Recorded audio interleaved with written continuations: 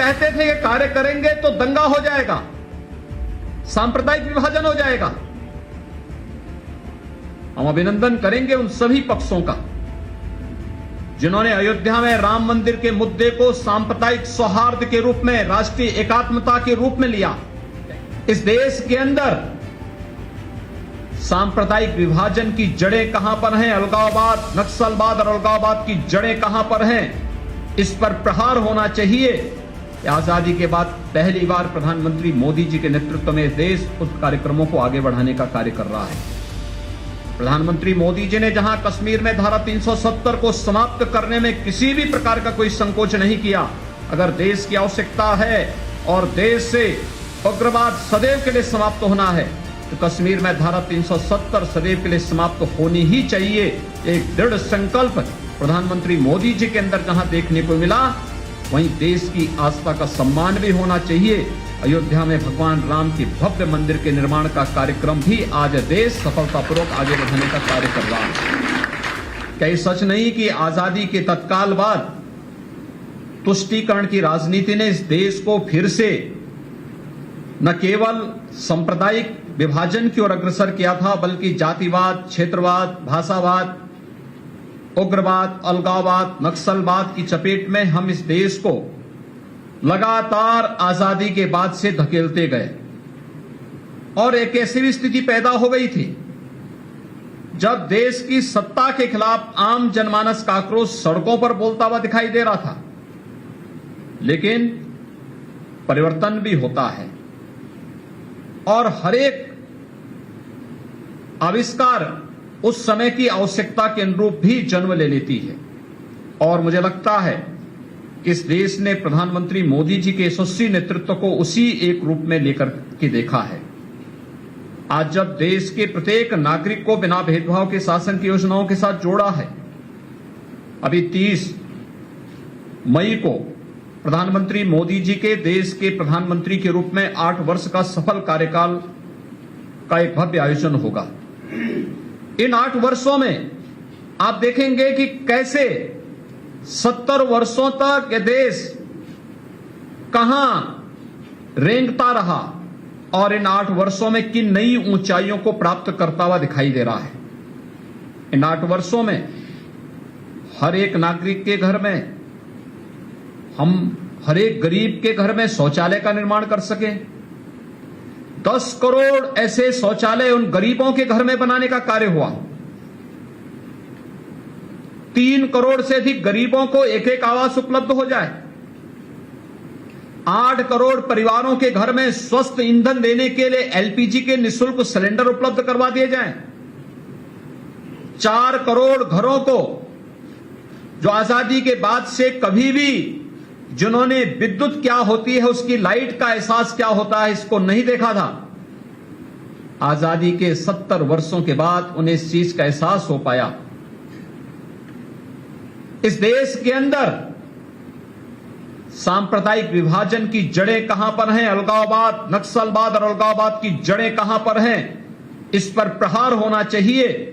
आजादी के बाद पहली बार प्रधानमंत्री मोदी जी के नेतृत्व में देश उस कार्यक्रमों को आगे बढ़ाने का कार्य कर रहा है। कश्मीर में धारा 370 को समाप्त करने का कार्य रहा हो या फिर हमें अपने सांस्कृतिक मूल्यों की स्थापना के लिए भी लड़कर के काम करना है। प्रधानमंत्री मोदी जी ने जहां कश्मीर में धारा 370 को समाप्त करने में किसी भी प्रकार का कोई संकोच नहीं किया। अगर देश की आवश्यकता है और देश से उग्रवाद सदैव के लिए समाप्त होना है तो कश्मीर में धारा 370 सदैव के लिए समाप्त होनी ही चाहिए। एक दृढ़ संकल्प प्रधानमंत्री मोदी जी के अंदर जहां देखने को मिला, वहीं देश की आस्था का सम्मान भी होना चाहिए।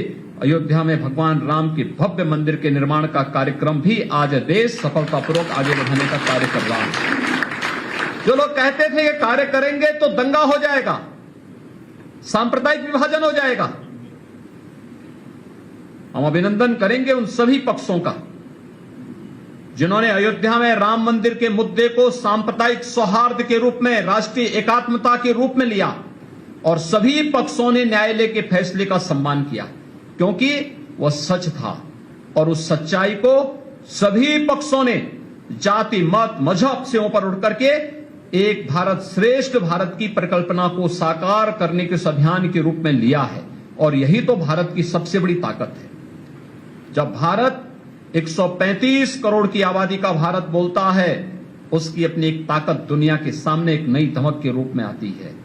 जब भारत विभाजित होकर के बोलता है, जाति, मत, मजहब, क्षेत्र, भाषा और तमाम अन्य वादों में विभाजित होता है, तो अखंडित आवाज हमारी आवाज को दबाने का कार्य करता है और इसलिए एक स्वर से पूरे भारत को बोलने की आवश्यकता है। और आजादी का अमृतकाल एक भारत श्रेष्ठ भारत की उसी परिकल्पनाओं को साकार करने के लिए प्रधानमंत्री मोदी जी के नेतृत्व में चलाए जाने वाले अभियान का हिस्सा है। आपने देखा होगा कि अनेक चुनौतियों से जूझते हुए अभी विगत 2 वर्षों से इस सदी की सबसे बड़ी महामारी का सामना पूरा देश कर रहा है, पूरी दुनिया कर रही है। और मुझे लगता है कि अकेले भारत का नेतृत्व ऐसा है, प्रधानमंत्री मोदी जी के नेतृत्व में, जिन्होंने कोरोना कालखंड में पहले दिन से लेकर के लगातार अब तक पूरे देश को निरंतर मार्गदर्शन कर रहे हैं, नेतृत्व दे रहे हैं और विपरीत परिस्थितियों में सामने खड़े होकर के परिणाम की चिंता किए बगैर जनता के साथ उनके सुख दुख में सहभागी बनने का कार्य भी कर रहे हैं। पहली बार हुआ है, ये देश आजाद 1947 में हुआ, लेकिन पहली बार हुआ किसी महामारी का 9 महीने के अंदर वैक्सीन बनकर के तैयार हो गया। नहीं तो दुनिया के अंदर जब वैक्सीन समाप्त हो जाता था, बीमारी समाप्त हो जाती थी, तब भारत के अंदर वैक्सीन पहुंचता था। जो लोग कहते थे कि कार्य करेंगे तो दंगा हो जाएगा, सांप्रदायिक विभाजन हो जाएगा, हम अभिनंदन करेंगे उन सभी पक्षों का जिन्होंने अयोध्या में राम मंदिर के मुद्दे को सांप्रदायिक सौहार्द के रूप में, राष्ट्रीय एकात्मता के रूप में लिया। इस देश के अंदर सांप्रदायिक विभाजन की जड़ें कहां पर हैं, अलगाववाद, नक्सलवाद और अलगाववाद की जड़ें कहां पर हैं, इस पर प्रहार होना चाहिए। आजादी के बाद पहली बार प्रधानमंत्री मोदी जी के नेतृत्व में देश उस कार्यक्रमों को आगे बढ़ाने का कार्य कर रहा है। प्रधानमंत्री मोदी जी ने जहां कश्मीर में धारा 370 को समाप्त करने में किसी भी प्रकार का कोई संकोच नहीं किया।